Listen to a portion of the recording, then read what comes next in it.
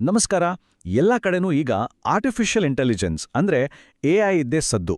Chat GPT ಇರ್ಬೋದು, ದೊಡ್ಡ ದೊಡ್ಡ ರಿಸರ್ಚ್ ಇರ್ಬೋದು, ಎಐ ನಮ್ಮ ಲೈಫನ್ನೇ ಚೇಂಜ್ ಮಾಡ್ತಾ ಇದೆ. ಸರಿ, ನಾನು ಎಐ ಕಲಿಬೇಕು ಅಂತ ಅನ್ಸ್ದಾಗ ಮೊದಲನೇ ಪ್ರಶ್ನೆ ಬರೋದೇ ಎಲ್ಲಿಂದ ಸ್ಟಾರ್ಟ್ ಮಾಡಬೇಕು ಅಂತ ಅಲ್ವಾ? ಚಿಂತೆ ಬೇಡ, ಈ ಒಂದು ವಿವರಣೆಯಲ್ಲಿ ಎಐ ಜಗತ್ತಿಗೆ ಎಂಟ್ರಿ ಕೊಡೋಕೆ ಒಂದು ಸಿಂಪಲ್ ರೋಡ್ ಮ್ಯಾಪ್ ಅನ್ನ ಒಟ್ಟಿಗೆ ನೋಡೋಣ. ಬನ್ನಿ ಶುರು ಮಾಡೋಣ. ಹೌದು, ಬಹುಶಃ ಎಲ್ಲರ ಮನಸ್ಸಲ್ಲೂ ಇರೋ ಪ್ರಶ್ನೆ ಇದೆ, ಎಐ ಕಲಿಯೋಕೆ ಎಲ್ಲಿಂದ ಶುರು ಮಾಡಬೇಕು ಅಂತ. ಇದಕ್ಕೆ ಒಂದೇ ಪದದಲ್ಲಿ ಉತ್ತರ ಕೊಡೋದು ಕಷ್ಟ. ಇದು ಒಂದು ಜರ್ನಿ ಇದ್ದ ಹಾಗೆ. ಆ ಜರ್ನಿಯಲ್ಲಿ ನಮ್ಮ ಮೊದಲ ಮತ್ತು ಅತೀ ಇಂಪಾರ್ಟೆಂಟ್ ಸ್ಟಾಪ್ ಯಾವುದು ಅಂತ ಈಗ ನೋಡೋಣ. ನಮ್ಮ ಎಐ ಜರ್ನಿಯ ಮೊದಲ ಹೆಜ್ಜೆನೇ ಮೆಷಿನ್ ಲರ್ನಿಂಗ್. ಇದನ್ನ ಎಐನ ಹೃದಯ ಅಂದ್ರೆ ಹಾರ್ಟ್ ಅಂತನೂ ಕರಿಬೋದು. ಯಾಕೆ ಗೊತ್ತಾ? ನಾವು ಅನುಭವದಿಂದ ಹೇಗೆ ಕಲಿತೀವೋ ಹಾಗೇನೆ ಮೆಷಿನ್ಗಳಿಗೆ ಡೇಟಾ ಕೊಟ್ಟು ಕಲಿಯೋ ಹಾಗೆ ಮಾಡೋದೇ ಮೆಷಿನ್ ಲರ್ನಿಂಗ್. ಇದನ್ನ ಅರ್ಥ ಮಾಡ್ಕೊಂಡ್ರೆ ಸಾಕು, ಎಐ ಹಿಂದಿರೋ ಮ್ಯಾಜಿಕ್ ಏನು ಅನ್ನೋದು ಕ್ಲಿಯರ್ ಆಗಿ ಗೊತ್ತಾಗುತ್ತೆ. ಹಾಗಾದ್ರೆ ಸಿಂಪಲ್ ಆಗಿ ಈ ಮೆಷಿನ್ ಲರ್ನಿಂಗ್ ಅಂದ್ರೆ ಏನು? ಇದು ಕಂಪ್ಯೂಟರ್ಗಳಿಗೆ ಪಾಠ ಹೇಳ್ಕೊಡೋ ಥರ. ಆದರೆ ನಾವು ಪ್ರತಿಯೊಂದಕ್ಕೂ ಕೋಡ್ ಬರೆದು ಹೀಗೆ ಮಾಡು ಅಂತ ಹೇಳೋ ಬದಲು ರಾಶಿ ರಾಶಿ ಡೇಟಾ ಕೊಟ್ಟು ನೋಡು, ನೀನೇ ಇದರಿಂದ ಕಲಿ ಅಂತ ಹೇಳೋದು. ಉದಾಹರಣೆಗೆ, ಸಾವಿರಾರು ಬೆಕ್ಕಿನ ಫೋಟೋಗಳನ್ನ ತೋರಿಸಿ ನೋಡು, ಬೆಕ್ಕು ಅಂದ್ರೆ ಹೀಗಿರುತ್ತೆ ಅಂತ ಅದಕ್ಕೆ ಕಲಿಸಿದ್ರೆ ಮುಂದಿನ ಸಲ ಹೊಸ ಫೋಟೋದಲ್ಲಿ ಬೆಕ್ಕು ಇದೆಯಾ ಇಲ್ವಾ ಅಂತ ಅದೇ ಪತ್ತೆ ಮಾಡುತ್ತೆ. ಮೆಷಿನ್ ಲರ್ನಿಂಗ್ನಲ್ಲಿ ಮುಖ್ಯವಾಗಿ 3 ವಿಧಗಳಿವೆ. ಮೊದಲನೇದು ಸೂಪರ್ವೈಸ್ಡ್ ಲರ್ನಿಂಗ್. ಇದು ಟೀಚರ್ ಇದ್ದ ಹಾಗೆ, ಪ್ರಶ್ನೆ ಜೊತೆಗೆ ಉತ್ತರನೂ ಕೊಟ್ಟು ವಿದ್ಯಾರ್ಥಿಗೆ ಕಲಿಸಿದ ಹಾಗೆ. ಎರಡನೇದು ಅನ್ಸೂಪರ್ವೈಸ್ಡ್ ಲರ್ನಿಂಗ್. ಇಲ್ಲಿ ಯಾವುದೇ ಉತ್ತರ ಇರಲ್ಲ, ರಾಶಿ ವಸ್ತುಗಳನ್ನ ಕೊಟ್ಟು ಇದ್ರಲ್ಲಿರೋ ಪ್ಯಾಟರ್ನ್ ಕಂಡುಹಿಡಿದು ನೀನೇ ಬೇರೆ ಬೇರೆ ಮಾಡು ಅಂತ ಹೇಳ್ದ ಹಾಗೆ. ಇನ್ನು ಮೂರನೇದು ರೀಇನ್ಫೋರ್ಸ್ಮೆಂಟ್ ಲರ್ನಿಂಗ್. ಇದು ವಿಡಿಯೋ ಗೇಮ್ ಆಡಿದ ಹಾಗೆ, ಸರಿಯಾಗಿ ಮಾಡಿದ್ರೆ ರಿವಾರ್ಡ್, ತಪ್ಪು ಮಾಡಿದ್ರೆ ಪೆನಾಲ್ಟಿ. ಹೀಗೆ ತಪ್ಪು ಸರಿಗಳಿಂದಾನೇ ಸಿಸ್ಟಮ್ ಕಲಿಯುತ್ತೆ.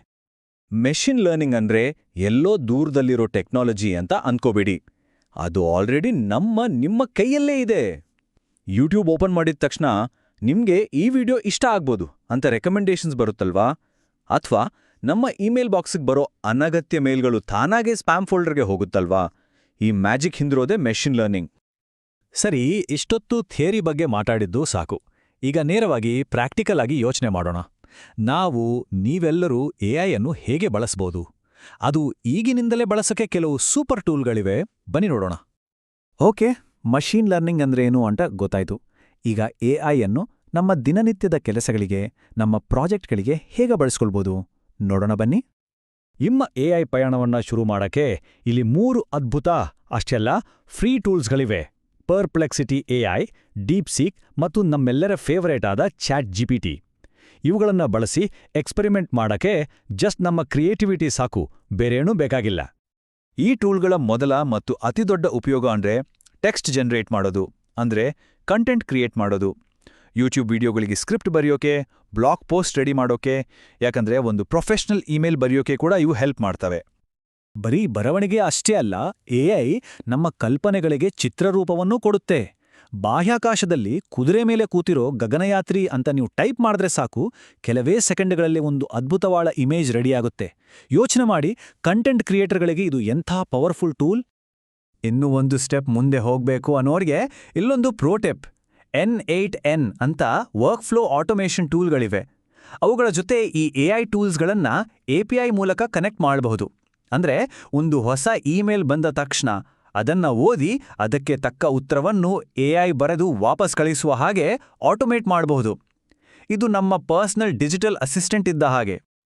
ಸರಿ, ಈ ರೆಡಿಮೇಡ್ ಟೂಲ್ಗಳನ್ನ ಬಳಸೋದು ಒಂದು ರೀತಿ. ಆದ್ರೆ ನಮ್ಗೆ ಬೇಕಾದ ಹಾಗೆ ನಮ್ದೇ ಆದ ಒಂದು ಎಐ ಮಾಡೆಲನ್ನ ನಾವೇ ಕಟ್ಟಬೇಕಾದ್ರೆ ಆಗ ನಮಗೆ ಒಂದು ತುಂಬ ಪವರ್ಫುಲ್ ಆದ ಭಾಷೆ ಬೇಕಾಗುತ್ತೆ. ಆ ಭಾಷೆಯ ಹೆಸರೇ ಪೈಥಾನ್. ಹೌದು, ಎಐ ಜಗತ್ತಿನಲ್ಲಿ ಪೈಥಾನ್ ಅಂದ್ರೆ ಅದೊಂದು ಅಡಿಪಾಯ ಇದ್ದ ಹಾಗೆ. ಇದು ಕಲಿಯೋಕೆ ತುಂಬಾನೇ ಸಿಂಪಲ್, ಆದರೆ ಇದರಲ್ಲಿರೋ ಲೈಬ್ರರಿಗಳು ಇದನ್ನ ಬಹಳ ಪವರ್ಫುಲ್ ಮಾಡಿವೆ. ನಿಮಗೆ ಈಗಾಗಲೇ Node.js ನಂತಹ ಬೇರೆ ಪ್ರೋಗ್ರಾಮಿಂಗ್ ಭಾಷೆಗಳ ಪರಿಚಯ ಇದ್ರೆ ಪೈಥಾನ್ ಕಲಿಯೋದು ಇನ್ನೂ ಸುಲಭ. ಪೈಥಾನ್ ಬಳಸಿ ಎಐ ಜಗತ್ತಿಗೆ ಎಂಟ್ರಿ ಕೊಡೋಕೆ ಇಲ್ಲೊಂದು ಸಿಂಪಲ್ 3 ಸ್ಟೆಪ್ ಪ್ಲಾನ್. ಮೊದಲನೇ ಹಂತ, ಪೈಥಾನ್ನ ಬೇಸಿಕ್ಸ್ ಅಂದ್ರೆ ಮೂಲಭೂತ ಅಂಶಗಳನ್ನ ಕಲಿಯಿರಿ. ಎರಡನೇ ಹಂತ, ಲೀನಿಯರ್ ರಿಗ್ರೆಷನ್ ಅಂತಹ ಸರಳ ಮಾಡೆಲ್ಗಳನ್ನ ಟ್ರೈ ಮಾಡಿ. ಅಂದ್ರೆ ಒಂದು ಮನೆ ಸೈಜ್ ಗೊತ್ತಿದ್ರೆ ಅದರ ಬೆಲೆ ಎಷ್ಟಿರಬಹುದು ಅಂತ ಊಹಿಸೋದು. ಮೂರನೇ ಹಂತ, ಅದಾದ್ಮೇಲೆ ಕ್ಲಾಸಿಫಿಕೇಷನ್ ಮಾಡೆಲ್ಗಳನ್ನು ಎಕ್ಸ್ಪ್ಲೋರ್ ಮಾಡಿ. ಅಂದ್ರೆ ಬಂದಿರೋ ಇಮೇಲ್ ಸ್ಪ್ಯಾಮ್ ಹೌದೋ ಅಲ್ವೋ ಅಂತ ವಿಂಗಡಿಸೋದು. ಇಲ್ಲಿವರೆಗೂ ನಾವು ಎಐ ಜಗತ್ತಿಗೆ ಕಾಲಿಡೋಗ್ಬೇಕಾದ ದಾರಿಯನ್ನ ನೋಡಿದ್ವಿ.